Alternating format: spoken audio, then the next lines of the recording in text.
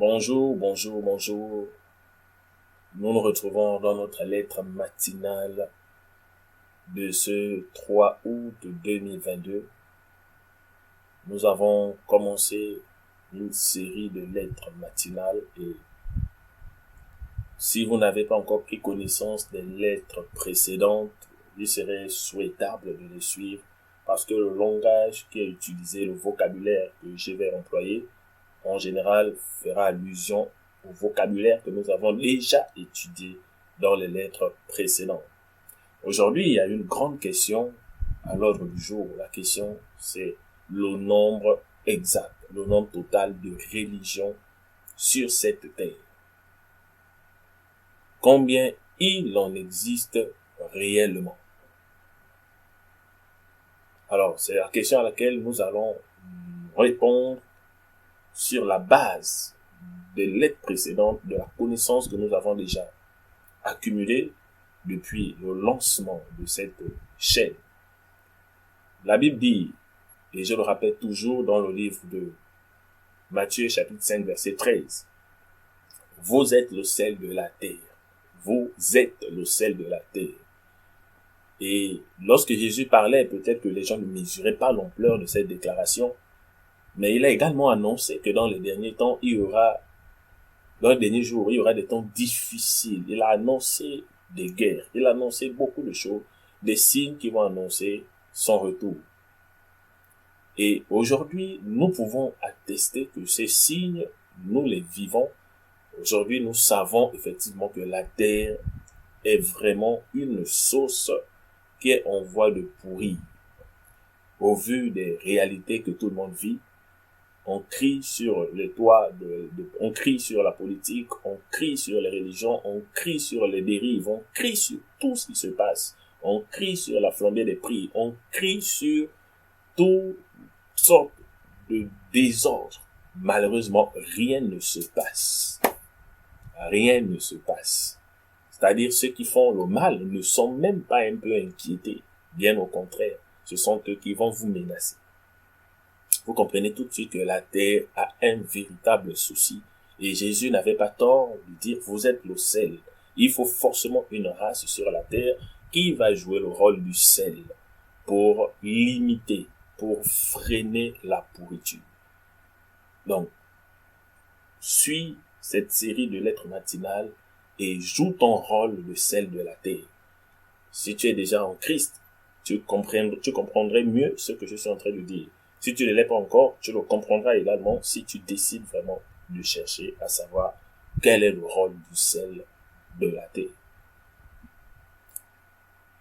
Donc, la question que nous allons étudier, c'est le nombre total des religions sur la terre. Combien y a-t-il exactement de religions? Lisons le livre de Jean au chapitre 15, verset 4. La Bible dit, et Jésus parle, on va dire, « Demeurez en moi et je demeurerai en vous. Comme le sarment ne peut de lui-même porter du fruit s'il ne demeure attaché au cep.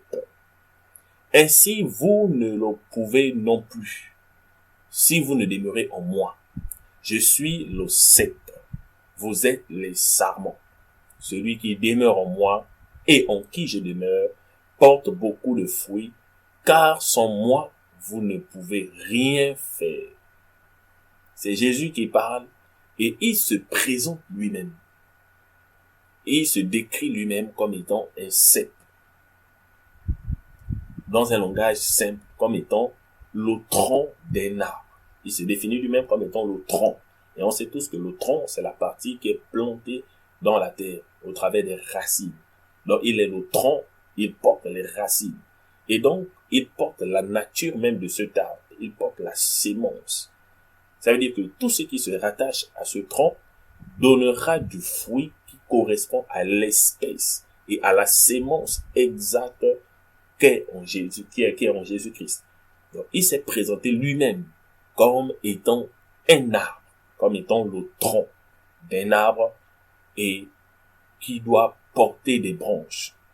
Voilà pourquoi il dit à ceux qui l'écoutent, vous êtes les sarments.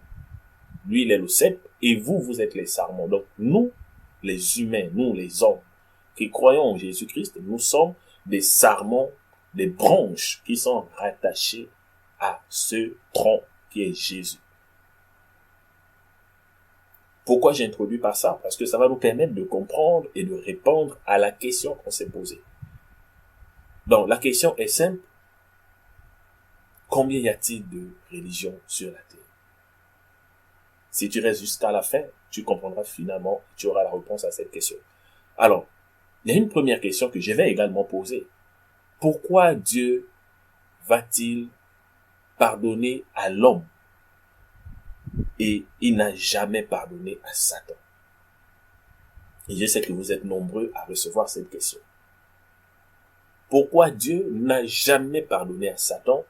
Pourtant, il pardonne à l'homme et il continue de tendre la main à l'homme. On a étudié la guerre de la dualité depuis le jardin d'Éden jusqu'à aujourd'hui. Ça fait déjà près de 3 systèmes dans lesquels Dieu tend la main à l'homme. Mais il ne tend jamais la main au diable. Voici l'une des questions qui nous permettra d'avancer dans l'intelligence des mystères du royaume de Dieu.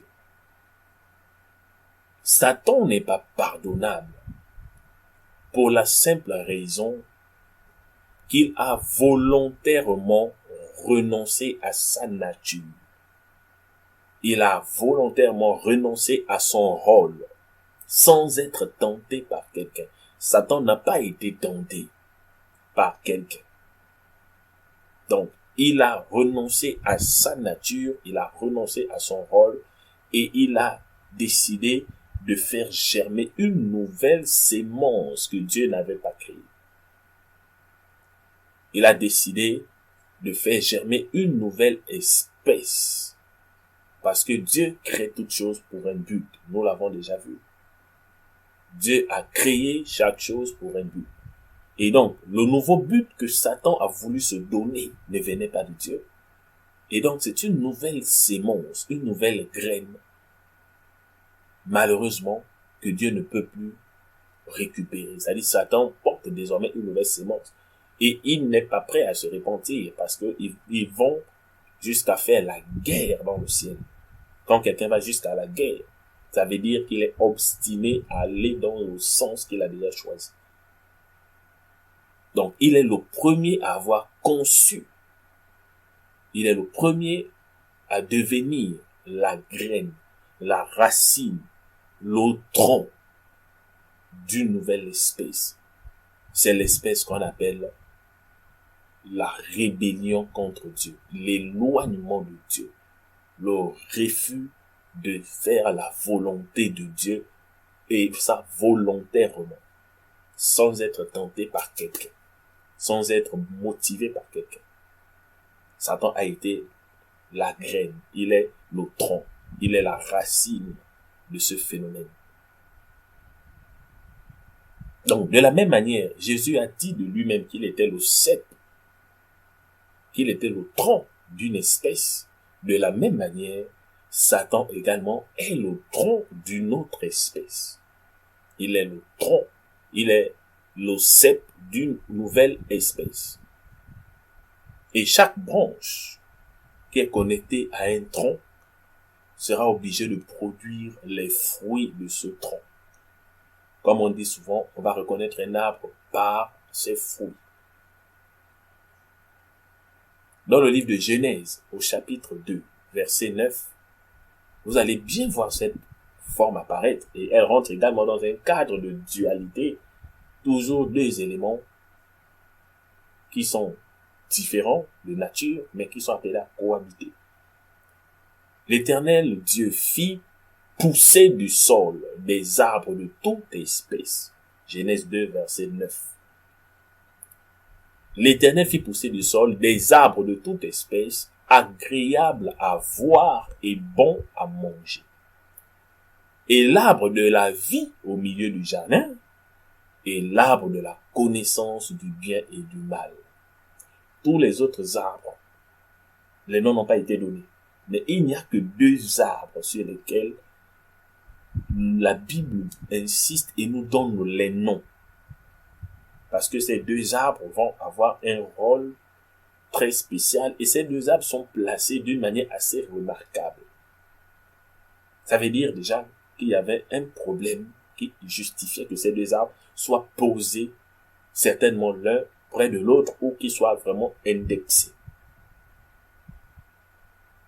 Et vous devez donc comprendre que le principe de l'arbre de la vie et le principe de l'arbre de la connaissance du bien et du mal revient sur le principe dont nous parlons, le cep, donc le tronc,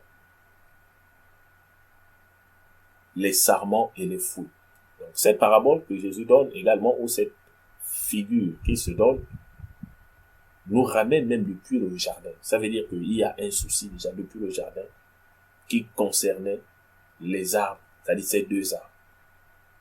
Et donc la deuxième question, l'homme, lui, pourquoi il est pardonnable? Pourquoi Dieu nous a pardonné? Pourquoi Dieu continue de nous pardonner et il continue de nous traquer avec son amour? La simple raison qui pousse Dieu, c'est-à-dire qui rend l'homme pardonnable, c'est parce que l'homme n'a rien créé. L'homme ne crée rien.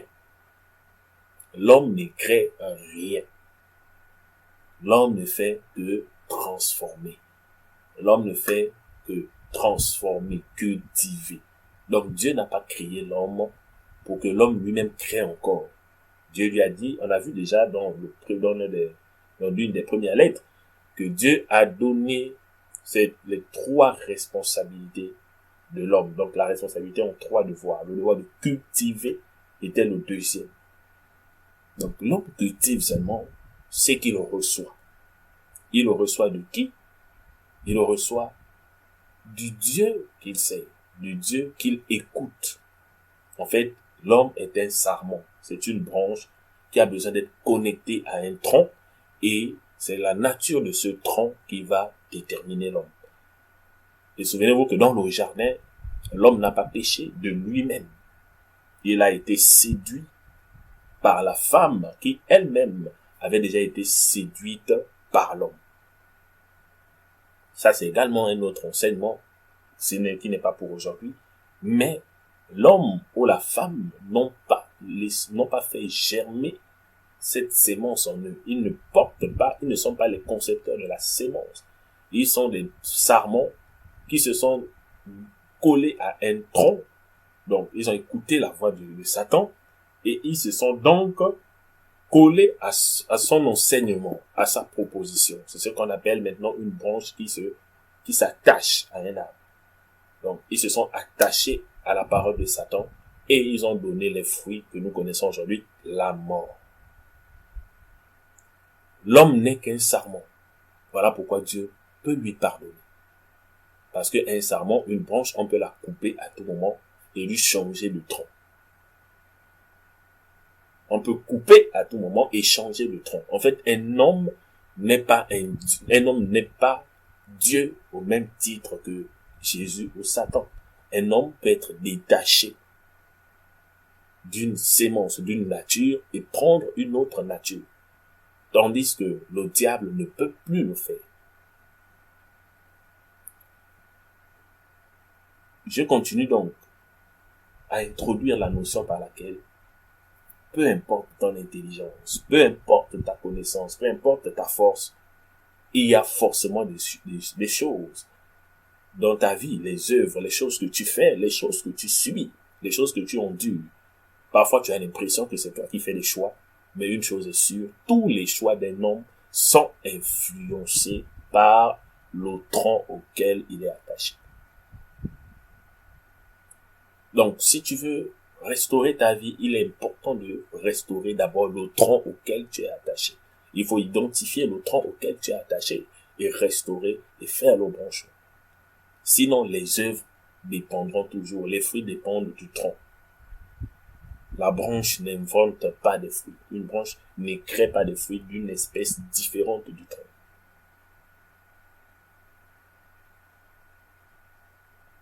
La grande différence à ce niveau donc, c'est que l'homme peut changer de nature.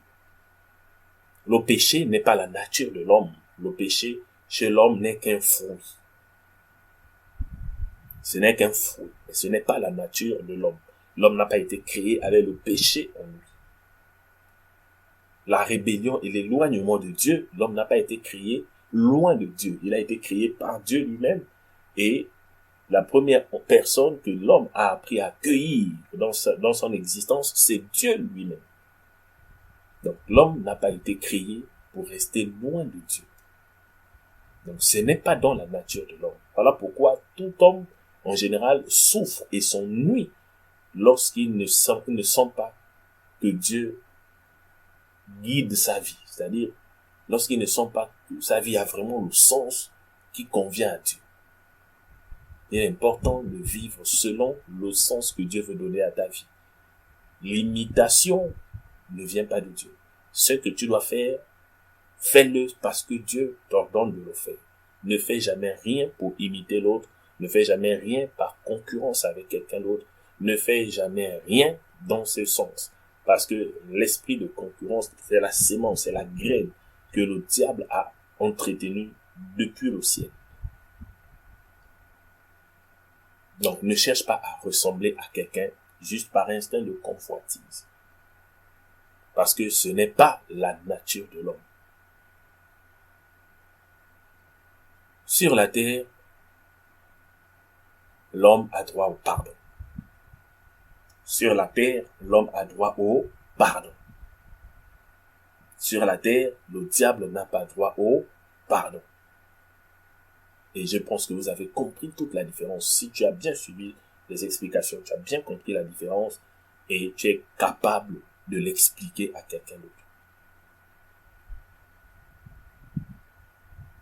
Dans la lettre précédente, on a compris également que l'homme était une épouse. Depuis le jardin, dans la lettre d'hier, nous avons parlé d'une histoire d'amour améliorée. L'homme est traqué par Dieu comme un homme, comme un homme qui est en train de traquer son épouse. Un époux qui traque son épouse qui a été détournée par un imposteur. Donc, l'homme est une épouse. Voilà pourquoi Jésus parle de l'image de l'époux et de l'épouse. Et même quand la Bible parle de l'homme doit aimer sa femme, la comparaison qui est prise, c'est comme Christ a aimé l'Église. Donc, l'homme est une épouse qui a besoin d'être greffée à un époux. Une épouse n'existe pas s'il n'y a pas d'époux. Voici une deuxième image pour comprendre le principe. Il n'y a pas d'épouse s'il n'y a pas d'époux. Parce que lorsque Dieu a créé l'épouse, il a bien dit, il n'est pas bon que l'homme soit seul. Donc, il fallait d'abord qu'il y ait l'homme. Et que Dieu se décide à créer la femme. Ça, c'est pas pour aujourd'hui. Mais une chose est sûre, c'est que l'homme agit comme une épouse entre Jésus et entre le diable. Le diable nous a détournés depuis le jardin, de la gloire qu'on avait, et jusqu'à ce jour, Dieu continue de traquer son épouse jusqu'à venir payer la rançon. Donc, cela nous permet d'aller directement dans la question qui est posée depuis le titre. Combien exactement de religions alors remplissent la terre? Pour définir une religion, il faut savoir que la religion, déjà, c'est une reconnaissance par un humain d'un Dieu. Donc, lorsque l'homme reconnaît un Dieu, à partir de ce moment, il y a un cadre qu'on appelle une religion. Parce que ce Dieu va lui donner la manière de vivre et cet homme va se soumettre à cette façon de vivre. Exactement comme un époux et une épouse qui se marient. Maintenant, il y a un souci, c'est que la religion a deux aspects. Le premier aspect, c'est l'aspect visuel, l'aspect physique. Donc, en apparence. En apparence, la religion se résume à des lois, à des règles de conduite, à des pratiques qui protègent en général une communauté. Dès qu'on a une communauté, on a des lois, on a des pratiques, on considère maintenant qu'on a une religion. Donc, vu de cette manière, ça nous donne l'impression qu'il y a plusieurs religions sur la terre. On les cite toutes comme s'il y en avait plusieurs. Parce qu'on se limite à l'aspect apparent. L'aspect apparent, l'aspect législatif ou l'aspect physique de la chose nous donne simplement l'impression qu'il y a plusieurs religions. Et c'est pour cela qu'il y a beaucoup de conflits, de débats sur les religions. Alors qu'en réalité, peu importe les religions, tous les hommes à la surface de la terre, en général, affrontent les mêmes problèmes. Si les religions étaient aussi différentes, pourquoi subirions-nous les mêmes problèmes? Ça veut dire que cet aspect de la religion ne crée pas exactement les frontières, ne sécurise personne, parce que c'est aborder le problème d'une manière lapidaire. On va rentrer un peu plus dans les détails. Dans le deuxième aspect d'une religion, il y a ce qu'on appelle l'esprit qui gouverne maintenant la religion. Le Dieu dont on parle, c'est qui? La communauté, on sait que ce sont des humains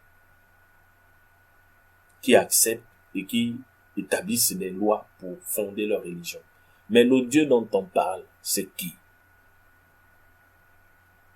Si on vient à l'esprit même qui est caché derrière l'expression religion, il y a des éléments qu'on peut faire éclater. En fait, la religion est caractérisée par des adeptes ou des disciples qui sont attachés à un maître. On peut également parler des sarments ou des branches qui sont attachées à un tronc. Des épouses qui sont attachées à un époux. Ou des citoyens qui forment un royaume. D'une manière pratique, d'une manière intérieure, la religion ressemble à ça. Il faut un maître et des disciples. Sinon, on prend l'image d'un tronc avec des branches ou l'image d'un époux avec des épouses. Sinon, l'image d'un royaume. Si vous voulez vraiment qu'on réponde d'une manière mathématique à la question, on va donc conclure qu'il n'y a que deux religions sur la terre.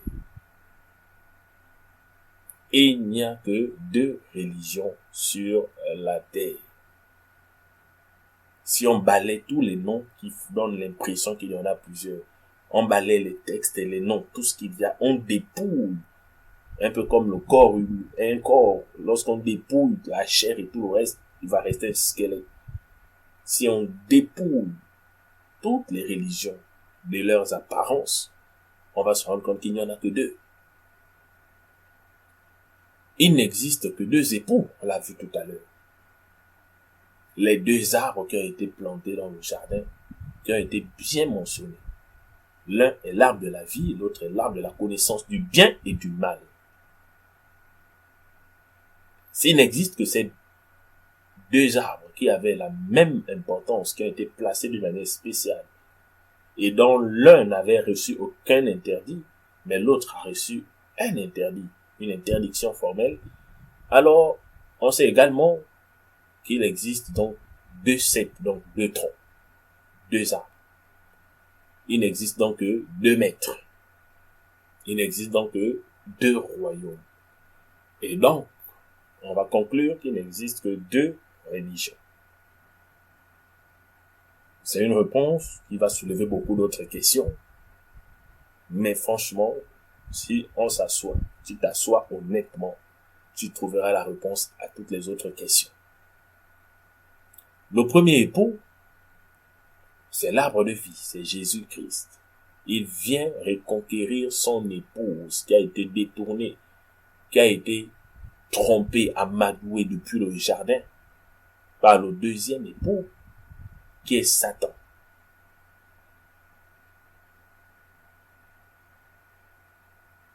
À ce niveau, c'est assez clair.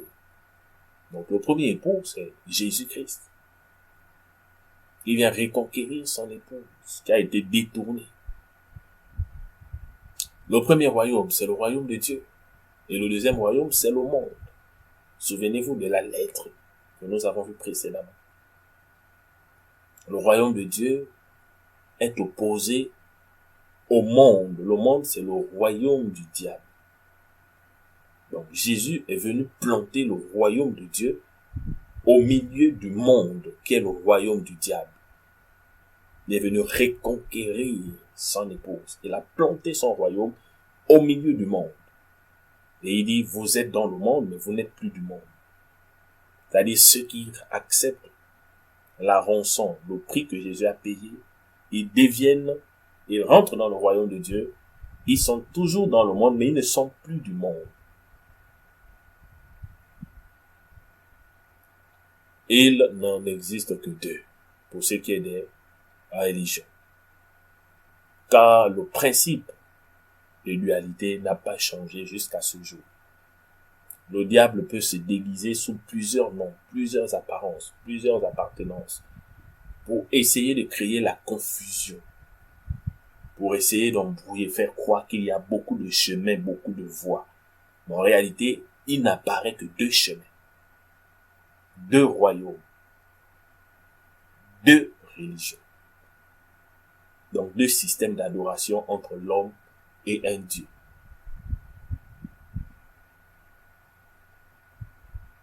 Donc, quoique cela ne plaise peut-être pas à tout le monde, mais nous sommes là pour parler des choses selon la vérité, parce que nous sommes le sel de la terre. La terre a besoin de certaines révélations qui vont changer les réalités que nous endurons. S'il faut prier d'une manière efficace, il faut comprendre et connaître la profondeur des problèmes d'une manière efficace. Quiconque n'est donc pas en Christ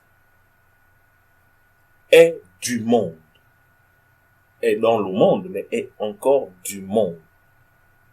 Et donc, quiconque est du monde ou est dans le monde, il n'est pas rattaché à l'arbre ou au tronc qui est Jésus-Christ, il est forcément rattaché au tronc qui est le diable. Il est obligatoirement rattaché au tronc qui est le diable. Parce que la Bible est formelle, afin que quiconque croit ait la vie éternelle. Ceux qui ne croient pas en l'amour et au prix payé par Jésus-Christ, qui représente une dot pour nous reconquérir et nous emmener dans le royaume de Dieu, ils font le choix délibéré de rester épouses du diable.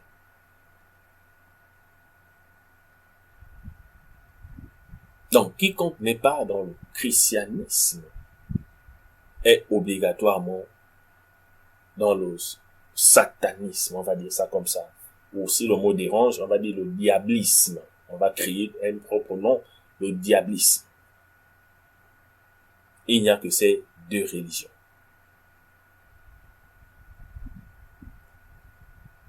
Beaucoup appartiennent au monde, sans parfois le savoir. Beaucoup vivent selon le monde et prétendent ne pas l'être. Mais je vais vous poser alors une question. Est-ce que toutes les situations de couple sont forcément officialisées? Est-ce que toutes les relations, les situations de couple sont forcément des mariages officialisés? On sait tous qu'il y a beaucoup de catégories de vie de couple. Il y a des unions libres, on a des fiancés, on peut avoir des mariés. Et il en est de même pour les deux royaumes. C'est-à-dire, lorsqu'on parle des arbres, chaque branche est plantée et attachée à un arbre, obligatoirement. Et quelqu'un peut marcher uni à Satan sans le vouloir ou sans le savoir. C'est pas parce que tu n'as pas encore signé un acte d'appartenance à Satan que tu ne lui appartiens pas. Il y a des unions libres. Donc le diable te gouverne, t'influence, mais toi-même tu n'as pas encore signé quoi que ce soit. Tout comme tu peux le savoir, mais tu n'as pas encore pris la décision de sortir de là.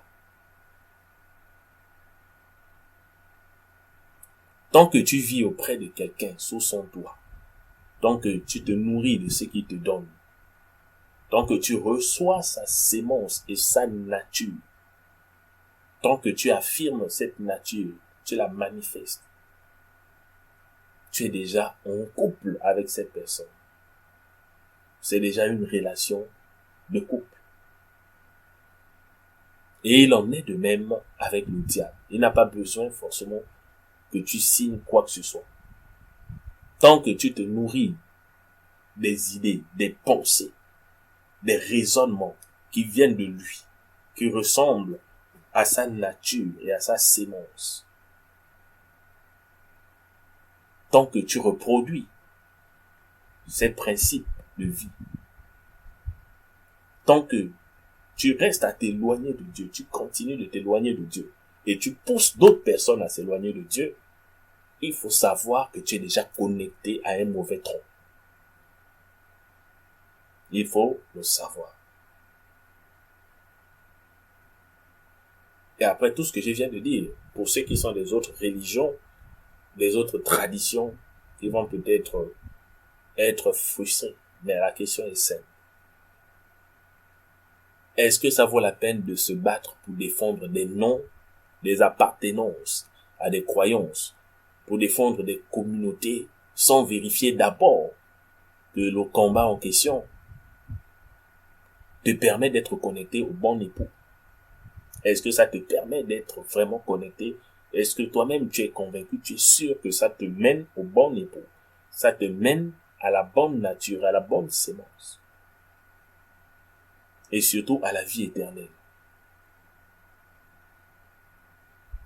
Comment peut-on être le sel de la terre? Comment peut-on influencer, guérir la terre si on est connecté à l'arbre qui détruit même la terre?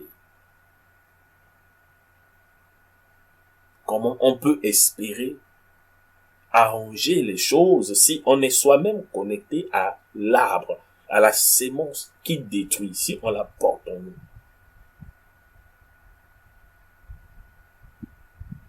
Donc, ne te bats pas pour défendre une appartenance. Ne te bats pas pour défendre une coutume, une culture, un continent, une ville, un territoire, un pays. Tout ça, ça ne compte plus. Tout ça ne compte pas.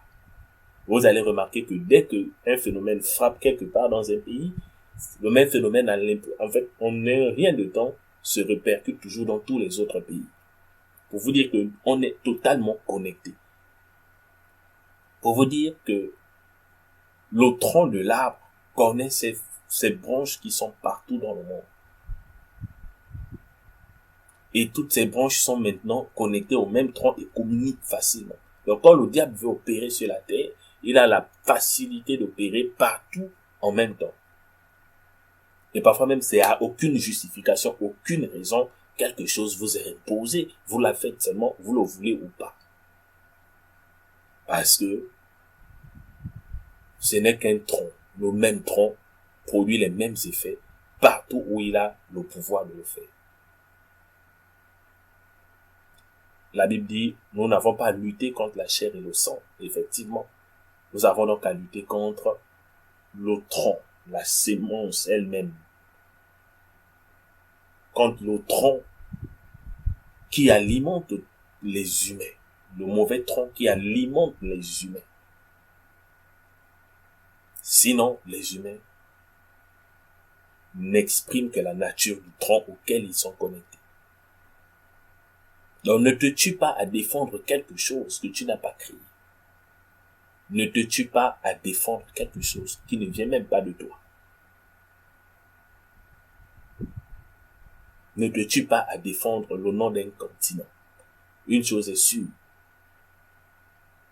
c'est que s'il faut parler d'ancêtre, nous avons tous le même ancêtre qui s'appelle Adam. Si tu n'aimes pas Noé, prends au moins Adam. Tous les peuples de la terre descendent d'un seul homme. Donc si on doit chercher un ancêtre, un trésor, une culture laissée par un ancêtre, il faut repartir jusqu'au jardin. Et on va revenir toujours au même principe.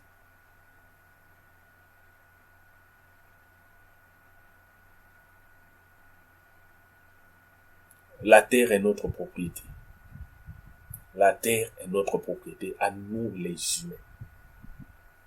tous les hommes de la terre. Nous sommes appelés à défendre la terre de cette mauvaise sémence. Donc ne te tue pas à défendre, à protéger un système, à protéger une religion. Ne te tue pas à protéger le nom d'une religion, mais sois sûr d'être connecté au bon tronc, d'être connecté au bon tronc. Et sois sûr d'être en train de te préparer pour la bonne destination. Souvenez-vous l'affrontement qu'il y a eu entre Jésus et Satan dans le désert. Dans le désert, le diable est venu par une conversation lui faire une proposition. Dans le livre de Jean, chapitre 14, verset 1. Dans le livre de Jean, chapitre 14, verset 1, Jésus nous promet quelque chose d'excellent. Il nous promet quelque chose d'excellent. Il nous dit que votre cœur ne se trouble point. Croyez en Dieu et croyez en moi. Il y a plusieurs demeures dans la maison de mon Père. Si ce n'était pas, je vous l'aurais dit. Je vais vous préparer une demeure, une place. Et lorsque je m'en serai allé et que je vous aurai préparé une place, je reviendrai et je vous prendrai avec moi. Afin que là où je suis, vous y soyez aussi. Il y a quoi de plus logique que ça, bien-aimé? Il y a quoi de plus logique que ça? Un époux qui est venu nous témoigner son amour, qui a payé la rançon, qui a payé le prix de notre infidélité. Il a payé par son sang. Et il nous a arrachés des mains du diable.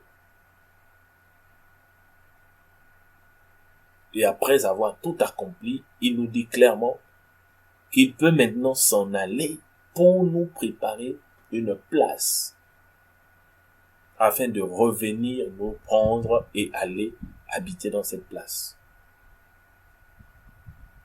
De l'autre côté, la Bible nous dit également que pour le diable, il y a le feu éternel qui est réservé. On peut l'appeler l'enfer, appeler comme l'on veut, mais une place également est réservée pour le diable et son épouse. C'est-à-dire tous ceux qui vont rester greffés à Satan finiront dans ce même lieu avec Satan.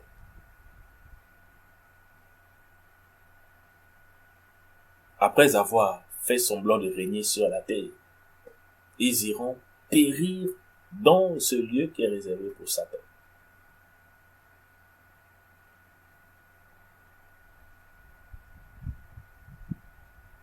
À qui désires-tu vraiment être uni? Voilà la question que je te pose dans cette lettre matinale pour te préparer à la prière. À qui désires-tu être uni pour le reste de la vie sur la terre et pour le reste de la vie dans l'éternité?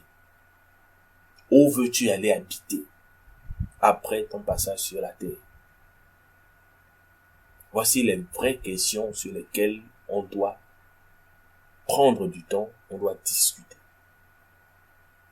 Et non pas les débats, les questions oiseuses, juste qui jouent avec les mots. Jouer avec les mots, ça ne change rien. Parce que le salut n'est pas que pour les intellectuels. La terre aujourd'hui ne va pas bien. Tous les problèmes que nous connaissons sont le fruit, sont le travail de Satan et de tous ceux qui le servent. Bien-aimés, nous sommes le sel de la terre. Nous avons parlé de responsabilité dans l'une des lettres que nous avons étudiées. C'est notre responsabilité d'être le sel de la terre. Si les humains ne changent pas leur façon de vivre, leur conception, leur mode de communiquer, leur façon de communiquer et de recevoir, de télécharger la pensée de Dieu sur la terre, les problèmes vont s'accroître. Or, nous savons que Jésus nous a placés sur la terre pour faire un travail. Il dit, vous êtes le sel de la terre.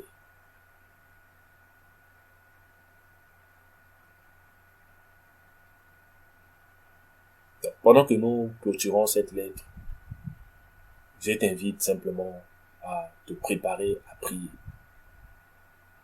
Prépare-toi pour entrer dans la prière. La conclusion a été simple. Il n'y a que 2 religions sur la terre. Ces 2 religions s'affrontent sur la terre. Ces 2 religions déterminent ce que sera la terre de demain, les générations à venir. Ces 2 religions ne sont que le christianisme et le diablisme, comme je l'ai appelé. Donnez le nom que vous voulez, mais tout ce qui n'est pas en Christ est le diable. Et tous ceux qui sont du diable travaillent dans le sens d'affermir l'emprise du diable sur les humains, sur la terre. Et il faut que ça s'arrête. Il faut que nous rentrons dans une phase de restauration. Dieu veut restaurer l'homme. Dieu veut restaurer les pays. Dieu veut restaurer les nations. Mais si nous ne comprenons pas les enjeux de notre attachement, soit à Jésus-Christ, soit à Satan, nous ne vivrons jamais cette restauration. Alors tu peux prier. Commence à prier pour ton attachement en tant que sarment, en tant que branche, à l'arbre principal de vie, c'est-à-dire à l'arbre qui est Jésus-Christ. Et que dans cette nation, peu importe le pays où tu te trouves,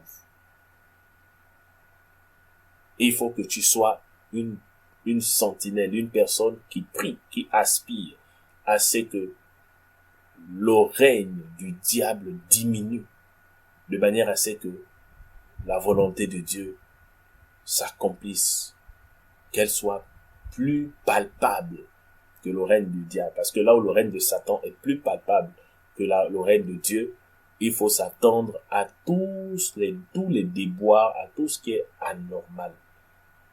Voici les sujets de prière pour nous qui sommes le sel de la terre, les gardiens de la terre, les gardiens de nos familles, les gardiens de nos pays, les gardiens de nos propres vies. Parce que la Bible dit, vous êtes le sel de la terre. Donc, que le Seigneur te bénisse. Après cette lettre matinale, nous nous préparons pour une autre lettre matinale demain à la même heure. Le bonheur appartient à ceux qui se lèvent tôt et il y a une heure propice, un temps favorable pour planter, pour mettre la sémence en terre. C'est cette heure de la nuit. Donc, que le Seigneur te bénisse. Nous nous retrouvons demain pour une nouvelle lettre matinale.